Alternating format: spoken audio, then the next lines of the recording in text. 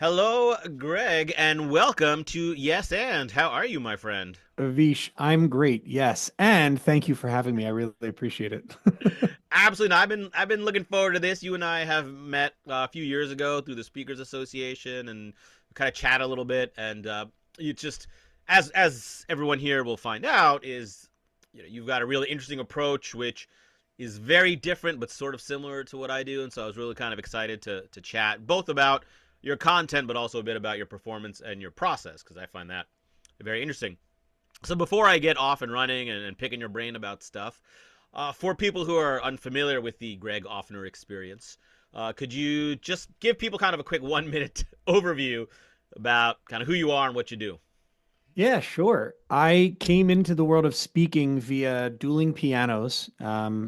Like all musicians who aren't Beyonce or Taylor Swift, I did have a day job in sales and marketing, but I really enjoyed playing the piano, singing, entertaining others. And that transitioned well onto a keynote stage as I bring the piano with me, and I use music as a metaphor to help audiences think differently about their daily performance at work and in their home life, and share some of the strategies we were using in piano bars to drive engagement, make sure our audience didn't get burned out too quickly, and that they would stay as long as we could get them to stay, and how those can be applied to the work world to minimize burnout, improve talent retention, and drive or maintain employee engagement. Yeah, and it's so interesting, right? And this is one of the things I said we're sort of similar, right? Because I did this random improv comedy thing, and then all of a sudden it's like, oh yeah, that. Now to me as an improviser, it was totally obvious. As someone who'd worked in the corporate world, like, oh yeah, here's the improv principles, here's the corporate principles. But a lot of people on the outside are like, oh wow, I never thought about that. So I'm curious, like, what was your if you when you made that transition from and you have a really interesting, sort of unfortunate story about one of the reasons why.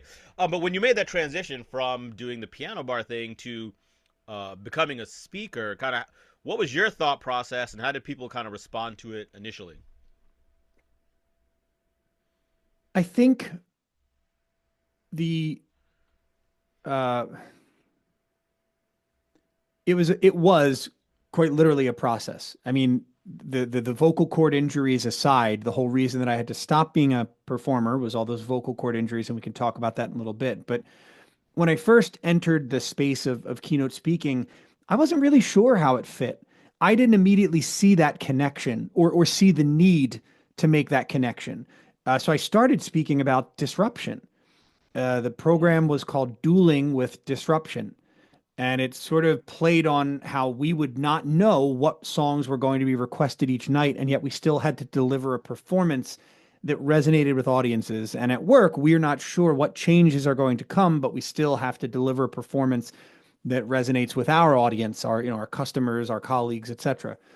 And it was received pretty well. Folks wanted something experiential. They saw it as the something different type So, were you speaker. doing the piano playing and singing in that keynote as well? Like that's always Yes. been a part of it. Okay. Yeah.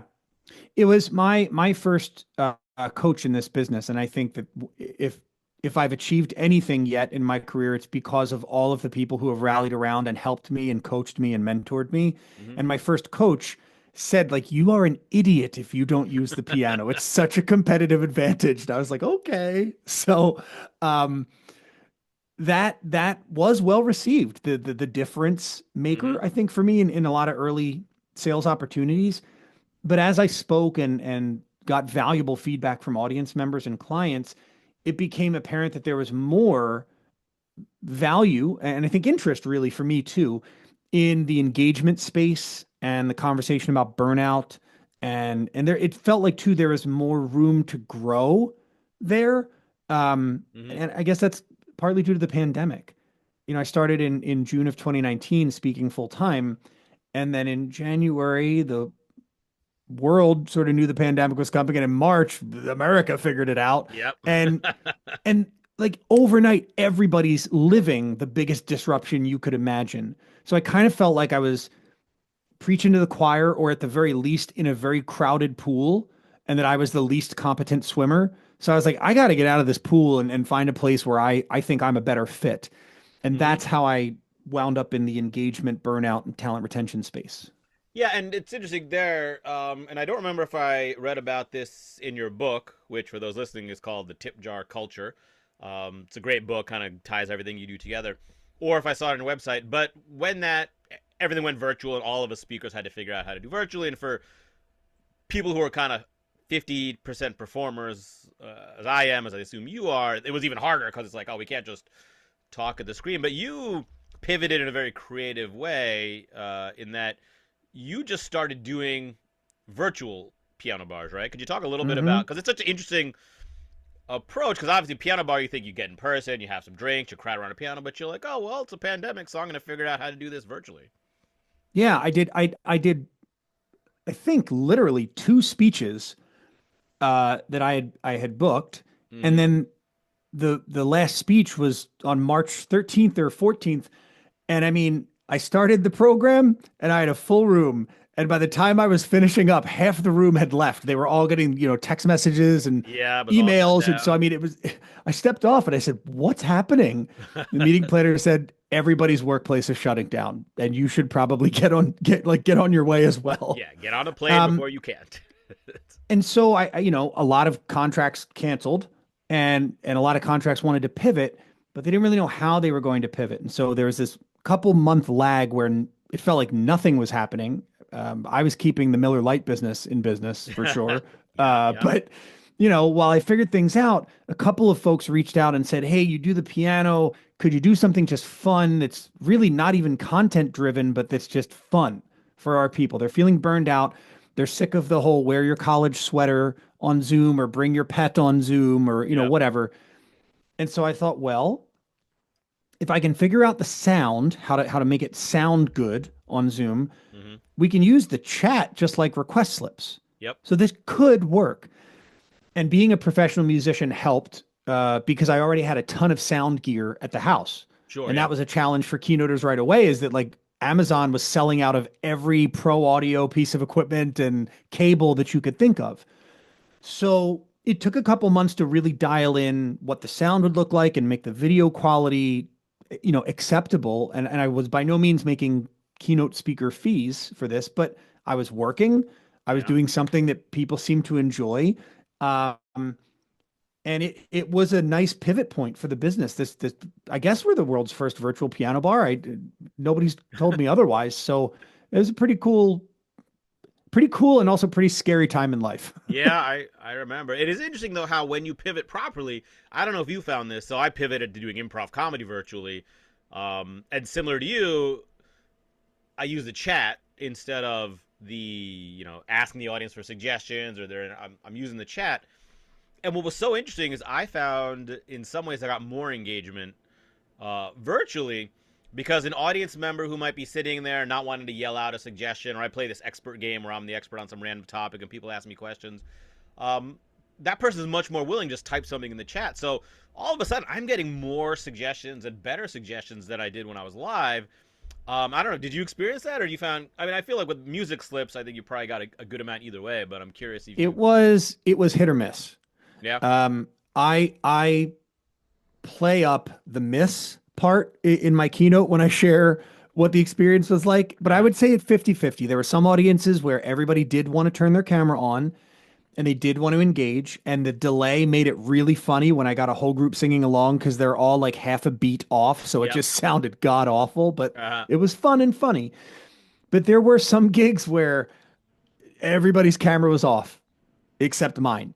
And so, things are coming in the chat like, "Oh, play this song, do that song." But it feels very different when you're playing and you can see other people like yeah, doing the Carlton or, something to whatever you're playing versus you're playing a song and you're seeing nothing. yep. It's kind of like, is this thing on? Like, are you people enjoying this? So very different experiences with the whole camera off crew versus the camera on crew.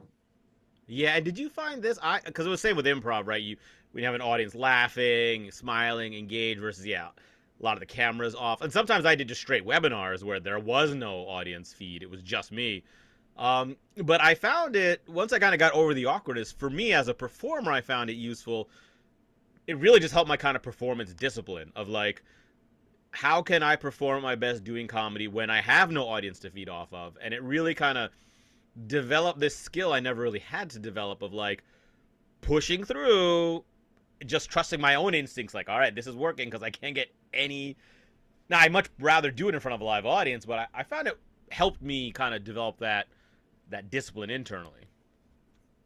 I remember hearing a story about Jerry Seinfeld doing stand up, and part of his rider is quite literally to blind him with the lights. And there's a piece of tape that they put on stage that's like 6 inches or so, Uh some huh. distance before the edge of the stage, so he can knows where the edge is. But my understanding is that he has the lights dialed in so bright that he doesn't see the audience. He doesn't care about that feedback. His performance is his performance. He wants them to love it, but it's the performance. I do not have that discipline, or at least I've not flexed that muscle. Um, I really do need Mm-hmm. appreciation and approval from the audience to know that it's going well. I know that I can perform well, but dueling pianos in a piano bar is very different than a recital or a concert. True. At a recital or a concert, folks are opting in to that person. They want to see you perform your songs or a selection of songs you've chosen. The piano bar, whether it's dueling or solo, it's about the audience. Mm-hmm. I'm a conduit. I'm there to do the thing that they can't, which is make the piano do stuff. But the playlist, the energy, the fun, and like that is all a function of them contributing to the performance. And that's one of the lessons and the realizations that became so valuable for audience members is that Mm-hmm. technically the piano player is in a position of authority because I've got the microphone. I know how to play the piano. There are things I can do that you can't do. But without the audience, it's just a piano player singing to himself in an empty room. It really takes that collaboration and that back and forth to make the experience so high energy and engaging Mm-hmm. and energizing. And for me, that was lost during many virtual programs. And so the energetic lift that I had to give to a performance Mm-hmm. was I mean, it was exhausting. Oh yeah. You'd turn off, you'd get done and bye, thanks for coming, everybody, bye. You click end on Zoom and the room is quiet. Yep. And you're just like, well, guess I'll go make a cup of tea. Like, I mean, it just, a Same very way. The different 1 hour experience. Zoom keynotes were so much more exhausting Hmm. than even a 3 hour workshop, right? Because you don't have nothing's giving you energy. But the thing you were saying about the interaction with the audience, I think, is kind of a nice sort of transition point into some of your content because that then is sort of one of the big cruxes of your content is that it's not didactic. It's not I'm the manager, so here's my thing. It's about you're creating an experience and what kind of like as the manager, and I obviously you can correct me if I'm misquoting, but like as the leader or manager, you're almost like the pianist at the piano bar, and your job is to create an experience. What kind of experience are you creating for your employees? And it is interactive, and too many managers, in my experience at least, would be more one way, like, well, here's what I need you to do, and instead of that interaction. Was that fair to say? Yeah, I think that I am removing an obstacle for the audience, which is they don't know how to play the piano. Mm-hmm. They all want to sing along. Many know the words to the songs. They're not really sure what order to put the songs in. So that is also a function of my experience knowing when to put this request up in the rotation versus another. Um, but a manager's role, let me, a manager's title or a vice president's title is not some honorific because you're so great and you've accomplished so much. Here's your award, vice president. That is a tool to be used in service of those that you lead to remove obstacles that they don't have the ability or authority to remove themselves.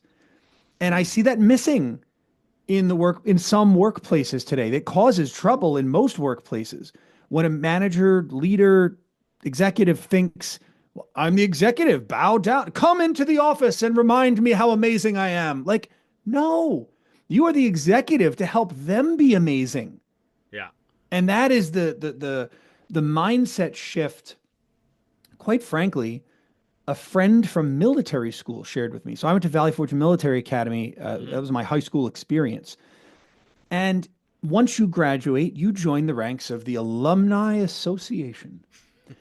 And Avish, I'm not kidding. When you go back on campus, the cadets, if you're wearing your alumni badge, are supposed to salute you. Oh.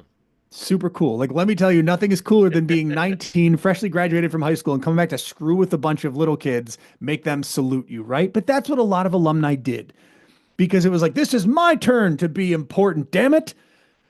And what my friend shared with me is I was invited to join the board of Alumni Association directors.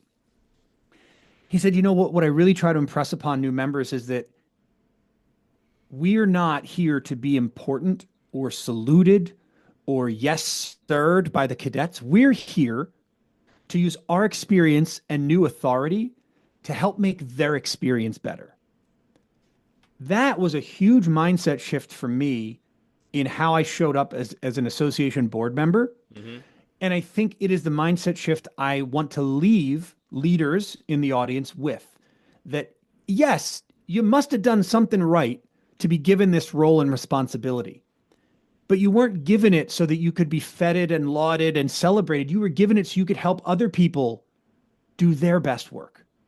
And that's same thing at the piano bar. Like, it is not for you to show up to my piano bar and kiss my ass. There's no other way to say it. Yeah. And go, you're such a great musician. Oh my God. Like, no, I'm there to make you a better audience member by helping bring you out of your shell and show you it's safe to do all this stuff and help you sing along if you don't know the words and have some fun with this experience. When you start shifting from the mindset of, I am a musician and they should enjoy my rendition of this song, to I'm a leader helping them enjoy the evening. Mm-hmm. I can help them by doing something they can't do, play the piano, but they can do something I can't do, pick a better song. If I'm choosing all of the songs all night, Avish, it's going to be Billy Joel, Elton John, Tom Jones, like the stuff I love to sing and play. Sure. But when I get a Kesha request or Britney Spears or Jelly Roll or any country song, it changes the dynamic, and they, the audience, are better positioned to help me know what would change the dynamic because they're amongst the people and I'm up on stage. And isn't that a lot like in the workplace? The executives are in their office, ivory tower, whatever you want to call it. Mm-hmm. They're really not in touch with what's happening day to day as much as they want to be, as much as they think they are. When they say they're doing a location visit, that location cleans everything. Oh yeah. You know, this isn't the real state of the office that you're getting to see. There was a joke I heard about the Queen of England thinks every building smells like fresh paint. Like it's just That's what I love about what you're talking about is it's very much like a servant leadership type approach, which, you know, in my language, yes and yes but. It's very much like a yes and approach. It's not like, oh, but I'm in charge. But yeah, and let me hear what you have to say. Let me involve you. Let me help you, which I think is very, you know, and it's funny. You know, you kind of mentioned like the people saying, "Oh, bow down to me," and I think most people, there's probably a few people who are that explicit. But you know, for a lot of people, it's very subtle, but it comes across the like I'm too busy or I'm too important or no, I'm in charge now, so you got to do what I say. And I love this approach you've got here, which is about helping and I haven't really heard that before. Like literally trying to remove the obstacles from other people. You do it for your audience in a piano bar, and managers and executives can and should do that for their employees. And it's a nice way of looking at it. I haven't really heard it that way. Which brings me to something else that stuck out when I was watching your keynote. Another phrase that you use that I really liked and hadn't really heard before is, and I forget, I wrote it down somewhere, but I got like pages of notes, so I'm not sure. You'll give me the exact one. Oh, here it is. You said the problem is not burnout. The problem is not stress. The problem is the experience people have doing the work every day. yeah. And I thought that was a really kind of simple and elegant way of expressing this. Could you kind of explain that a little bit more, like what you mean by that? So people don't walk into a office by accident. There's generally a process they have to go through. We call it an interview. Mm-hmm. And similarly, people don't just wake up inside a piano bar. I mean, maybe if you're on Bourbon Street in New Orleans, maybe. But it was a choice and a active participation in the interview process that landed them the job. Similarly, it was a choice to walk through the door, maybe pay the cover at the piano bar. These are people, employees or audience members, who by definition start out engaged. The problem isn't engagement. They were engaged or they wouldn't have made it through the interview process. Yeah. They wouldn't have come to the piano bar. They made the decision to be there.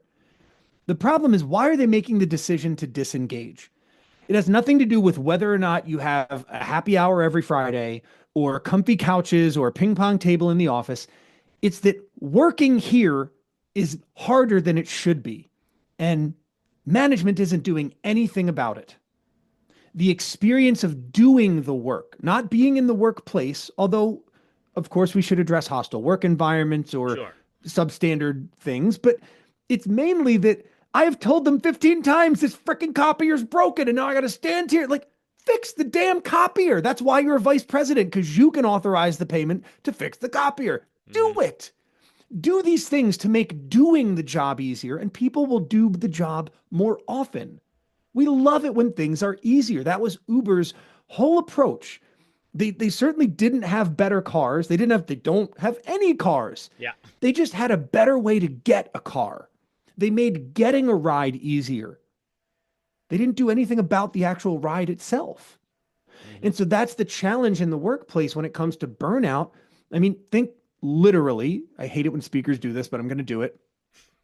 Literally, at a racetrack, when a car is burning out, it is spending gas and spitting the tires furiously, and the vehicle's going nowhere.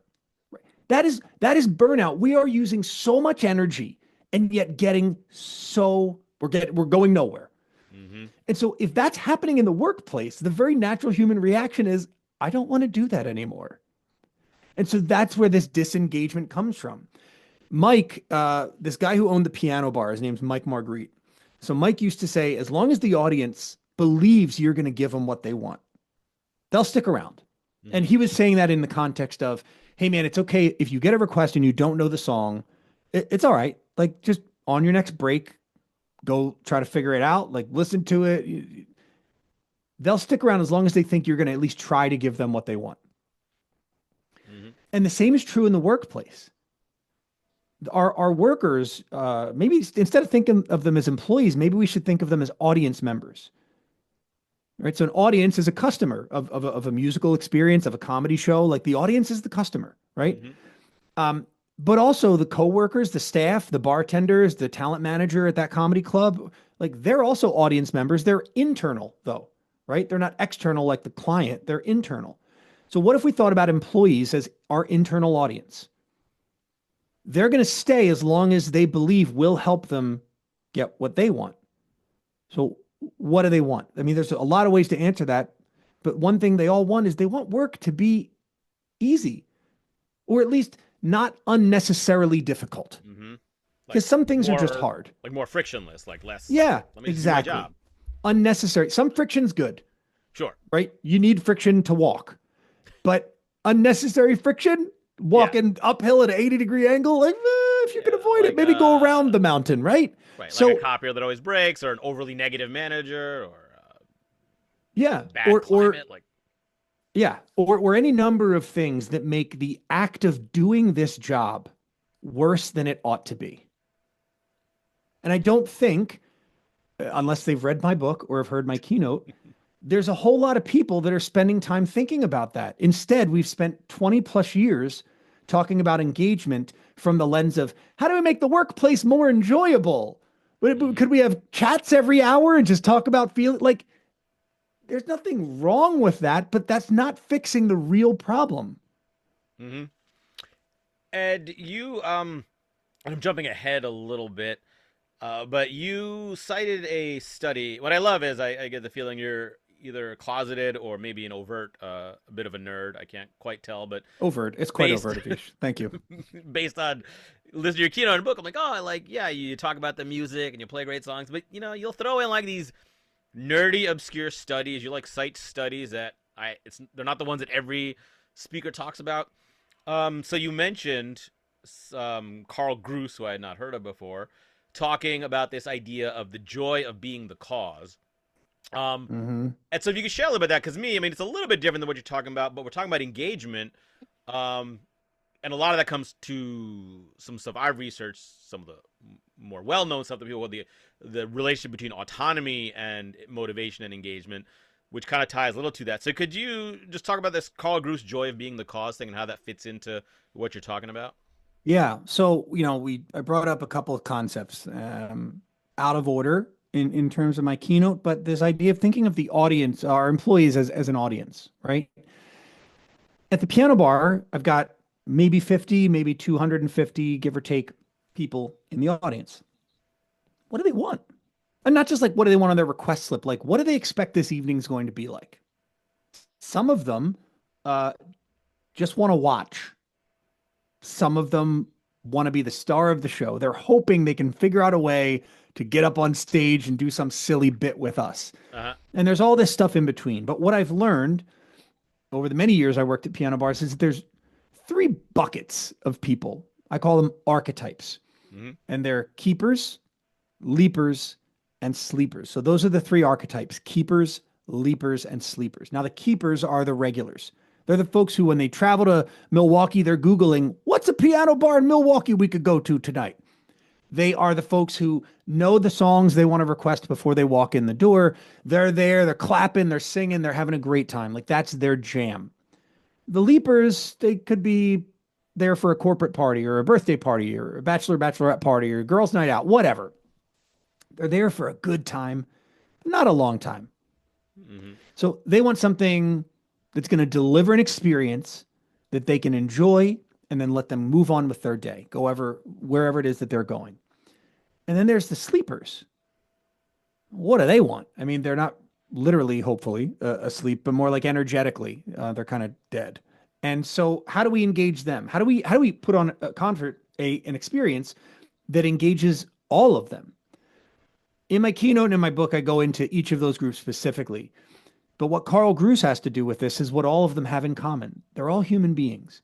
And at 18 months of age, humans learn that we have the ability to change the world just by doing stuff. Right? It's like I got to see this in my daughter, Francelle, we call her Frankie, when we were outside, when she was about 18 months old, playing with sidewalk chalk. And she had a piece of sidewalk chalk in her hand. She wanted a different piece, so she put it on a table. The table was rickety. It was from Home Goods. So, it's missing one little rubber stopper on one of the legs, so it wobbles. So the chalk rolled off the table. I pick it up, hand it back to Frankie, but she doesn't want this piece. She wants another piece. So she puts it back on the table, rolls off again. I pick it up and hand it to her. She puts it on the table again, but she's not even looking for another piece of chalk. She's looking right at me, Avish. And as it rolls off the table and I start to bend over, this huge smile erupts on her face. That was when Frankie realized, oh, I can make daddy bend over just by doing this thing. And she was fascinated by this new autonomy and power she discovered she had. That doesn't go away just because we get older and maybe some of us get less fun. We still have that deep drive and desire to be the cause of something. At the piano bar, the request slip allows the audience to be the cause of a song. Just by virtue of being there, they can be the cause of the audience going crazy. And the piano player goes, you folks are amazing. This is so loud. This is the best audience ever. They go, woo. Mm-hmm. And request slips aren't just limited to the piano bar. We see them in the real world. Like if you go to a concert, people bring signs. To Bruce Springsteen concert. That guy doesn't need your help choosing a song. He's in the Rock and Roll Hall of Fame, been selling out places for 40 years. But yet the minute he points at a poster and goes, hey, little girl, I see that poster. Let's play that song. That area of the crowd goes insane. They go berserk because now they're a part of the show. They caused this thing to happen. They're more deeply engaged. They're re-energized. That's what I want in the workplace. That's what I think we want in the workplace. Mm-hmm. So how do we deliver that? Well, we give our employees, our colleagues, the opportunity to be the cause. And part of that is an invitation to contribute and collaborate on the work that we do. So doing the work like we talked about earlier. Mm-hmm. And part of that is a reminder that what we do matters, because it's very easy in the workplace to get what I call stuck in the request slips. I mean, at the piano bar, if all I'm focused on is I got this request and that request, I got to play this song and play that song, I'm not focused on the audience. I'm not seeing what I call the sparkles and smiles. The smiles on people's faces when they're having an awesome time. The sparkles in their eyes when they see their song being played or when they hear their favorite song being played. Mm-hmm. I'm focused on the request slips. And at work, the same thing happens. It may not be request slips, it might be to-do lists, emails, contracts, RFPs, processes, procedures, whatever they are. That's not why we come to work. I believe that work, business, is solving problems profitably. Mm-hmm. And I think we get this sense of burnout and fatigue and maybe even disgust when we're too focused on the profits and we forget about the problem we're solving and what happens when we solve that problem for someone else. Mm-hmm. Yeah, you need to make money. Business needs to have the profit part. There's nothing wrong with that. But the joy at being the cause comes from being reminded who's helped, what's changed, what problem are we solving, what's different. And to sort of bring it full circle, that burnout, we talk about the copier example. You show up day after day and the copier's broken and I told him, and the copier's broken and I told him. How many times am I going to? Nothing's changing. I clearly can't be the cause of something here. I'm going to go. Or worse, I'm going to stay and just disengage.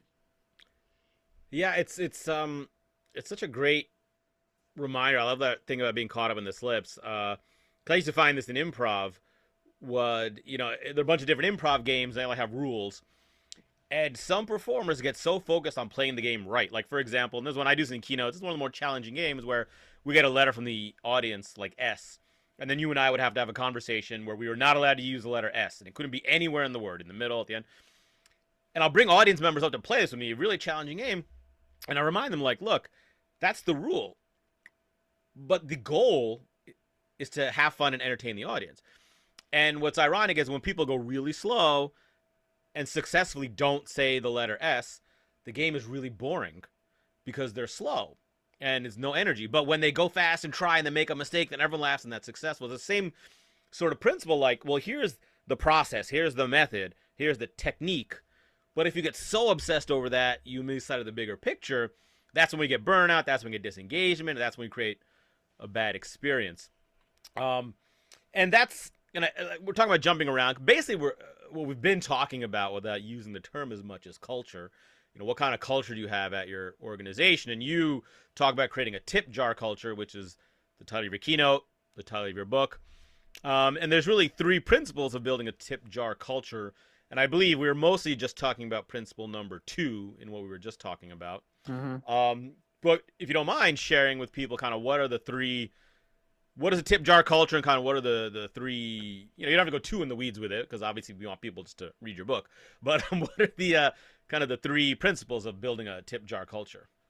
Yeah.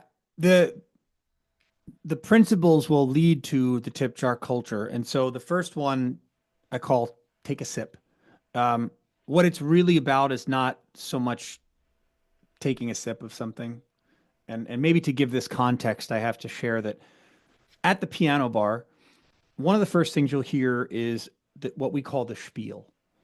So when you walk in a couple times a night, sort of like the radio DJ, every once in a while will be like, you're listening to 610 WIP and it's here. Like they remind you what channel you're listening to and who they are. We would do the spiel, and it's something like, hey, folks, if you just walked in, welcome to the piano bar. Listen, a couple things you need to know, whether it's your first time or your first time in a long time. Here's how we're going to have a great time tonight. Number 1, you're going to sing along with us. This is a audience participation experience, but we want you to sing safely, so we've arranged for a bar. Yeah, so go ahead and grab a drink, whether it's water, whiskey, or wine. Get something that you can take a sip of from time to time. Second thing, in addition to singing, you're going to choose all the songs. There are request slips all over the bar. Ask your server if you don't have any. Write down what you want to hear. Bring it on up to us. If we know it, we'll play it gladly. If we don't, we'll play it badly. And third, the thing you need to know most of all is if you bring that request slip up to us without something green and presidential, it's not a request. It's just a suggestion. And that's the spiel. Mm-hmm. So from that come these 3 pillars of the tip jar culture. Take a sip, fill out a slip, leave a tip. These are elements of a workplace experience that is thriving, that leaves people energized rather than burned out, that people want to have again and again and again as an experience. The type of place that I would say, that's a tip jar culture, because people's tip jars are feeling full through working there. So how do we do that? Well, we talked actually a bit about taking a sip. What that's about is building relationships. Yeah. And so knowing the audience archetypes, understanding what they want from an experience. And yes, you'd have to read the book to get into that because there's quite a lot of content there. But the thing everybody wants, no matter whether they're a keeper, a leaper, or a sleeper, is what I learned from Carl Grusz's work. We want to be the cause of something. And you have to choose a cause. I can't tell you what your cause should be. It's something you have to discover or decide. Mm-hmm. But when you find that cause, you want to know that you're a part of it, not just a cog in the wheel, but you are a part and participant and contributor towards that solution. And so that's how we get into the second pillar, fill out a slip. And then finally, leaving a tip is about understanding that, yes, we need to make money from work. Otherwise, it's volunteering, right? Mm-hmm. That a business needs to make a profit, a person needs to make an income. Yes. However, work is more than just a search for daily bread, as a American philosopher, Studs Terkel, once said. It's a search for daily meaning too. So this daily meaning, daily bread, the two parts of what we need from the workplace, from our work experience. And so what I'm saying with this third pillar, this idea of leaving a tip, is that for others whom you work with, or for those who work for you, if you're a leader, yeah, they need to be paid, but they also need to be reminded of the impact of the problem they're solving, of the cause that they're championing. Mm-hmm. Show them how that changes, because we get buried in these request slips. And I've worked with groups in all different industries, and one thing I see is a common experience. When folks start a job, they very often do the tour, and they get to see all the different parts of the building, maybe if you're a teacher, or all the different job sites that your company's working on within reason. You know, if you're in construction or whatever, you do the tour of the state if you're the governor. But then as you progress up, or as you get deeper into that role, you kind of forget those things are there, and you're just in your own request slips. You start to lose sight of what's really changing out in the world when you do what you do well. And this is that idea of filling up someone's tip jar. Yes, it's important to get paid. And at the piano bar, we got a shift pay, but we also had the tip jar. Yeah. That was part of the reminder that what we were doing mattered. For me, I think what I've realized now is that it's actually the sparkles and smiles. It's the eyes and the smiles that I get to see. That's the thing that filled me up, because that's what was missing during COVID when the cameras were off. That's true. So those three elements make up the tip jar culture. Got it. And so, just to kind of summarize, as we're kind of moving closer towards the end here. So when you work with an organization or a group, like, you'll take them through these steps and go in deeper. You know, people who are listening can read the book to go deeper, or you can reach out to Greg and have him come help you build a tip jar culture by taking you through these three things. So real quick, if people want to get your book or learn more about you, what's the best way to learn more about you, contact you, get your book, all that good stuff? Yeah, pretty much every website online that's selling books, like the Amazon, Target type of thing, like they carry it, so you can go check it there. If you want to learn more about me, my website or social media, GregoryOffner.com. I'm at Gregory Offner Jr. on most of the major socials. It's a great place to connect. I'm answering my DMs, so if you send something my way, it'll be me. And yeah, I think about a quote from Zig Ziglar often that he said, if you give me an hour of your time, I can change your mind. Pardon me. So Zig would say, if you give me an hour of your time, I can change your mind. But if you read my book, you might be able to change your life. And I think of that in relation to how my keynotes are structured, that the purpose of my keynote is not that you walk out of there like everything's going to be different. It's that I hope you have both a reminder and maybe some inspiration of your power and the purpose that you get to champion each day, but then also that, yeah, things could look different. And these are three areas we could focus on that will make a meaningful impact. So that's my idea with the keynote, is to change your mind. But if you do read the book, there are strategies in place there that could change how you feel each day at work. And I do, in the time we have left, I do want to talk about one thing in the book that resonated with me. It ties into a couple of things I talk about in my keynotes, and it is sort of nestled in the back of your book, so I don't think you talk about it in your keynote. But it's this idea of the root goal analysis, which I think ties into the like what is your cause, kind of what is your motivation. I kind of talk about using yes and to dig deeper and get curious instead of just butting the idea. So just could you kind of take us through what the root goal analysis is and kind of how you use it? Yeah, I'll give you a real easy example. So I mentioned Valley Forge Military Academy, and I've had the opportunity to go and speak to their cadets many times. And these are 13, 14, 15, 16, they're high school age kids. And so I love asking them, who wants to be a millionaire? And a bunch of heads go up. And I guess now with inflation, you got to revise it. Who wants to have $10 million or whatever the number is? That's not the point. The point is, why stop there? So let's say you've got $10 million. What's that going to allow you to do? And they may say, well, I'd be able to buy a boat, or I could pay off my parents' mortgage, or I could, do any number of things. Okay, well, how's that going to make you feel? Really, really good. Like I could do anything. Like I'm really free. Okay, so now I wonder, do you know how hard it is to make $10 million or $1 million? What if what you want to do is really feel free, like you've got this sense of freedom? What if it didn't take $10 million to feel free? What if there were another way? And what I'm trying to get at is that the goal isn't $10 million. It's what that allows them to do or feel like.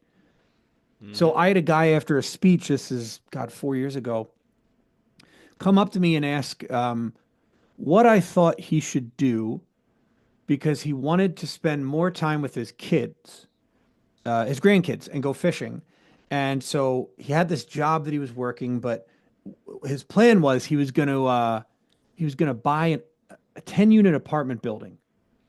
And so once he bought this apartment building, that would produce enough cash flow that he wouldn't have to work as much. And then he would spend more time with his kids, his grandkids. And I was like, do you have a background in commercial real estate or anything like that? He said, no, but these are great opportunities and I just got to find the right one. And I said, are you open to some feedback and maybe just like a thought? He said, yeah. I said, it sounds like what you want to do is spend more time with your grandkids. And what you've done is put this big obstacle of I need to buy a 10-unit apartment building in the middle of that. I bet if we sat down and took a look at your schedule and your calendar and thought about how you plan out your days, like there's probably time that you're not accounting for, or you could go and hang out with your grandkids. I mean, I know for me, I've got 2 toddlers. There is definitely time in my day where I could go to the gym if I sat down and was more efficient with it. But the truth is I'm probably not using it effectively. And so that's why it's not happening. What I shouldn't do is say, well, I'm going to buy a membership to Equinox in Center City, which is 4 miles from where I live in Philly. So because then that they've got all the things that like, what? No, we're talking about a time management issue, not a new gym membership issue. Mm-hmm. And so many of us do that. A friend of mine who I just spoke to recently said, I think that once I get promoted to senior vice president, I think I'll feel like I've achieved my goal. And I said, well, what's going to change when you get promoted to senior vice president? You're already a vice president. Like just told me you don't need the money. You're well positioned. You have no debt. You got a lot of savings. Like what's going to change? And she thought for a minute. She goes, I don't know. I guess nothing. I said, it sounds like you don't need the SVP title, do you? Mm-hmm. And it's fine to want it. If you arrive at the answer, the final answer is like, I don't know. I just want it. Great. That's okay. Go get it. But be clear on exactly why you want the thing. Mm-hmm. And when we try to do that, often I've found, I believe you'll find, the reader of the book will find, it's not actually what we thought we wanted. There's something else there. Yeah, that's the idea of getting to the root there's goal. a deeper reason you want it, which you can like with the grandfather, you can achieve without, like if you set a goal for yourself by doing this root goal analysis, you can be like, oh wait, this is what I really want. So there's other ways of doing it that don't require me. And in fact, in a lot of cases, you find it's a much simpler goal than this giant obstacle you've set up for yourself. Yeah.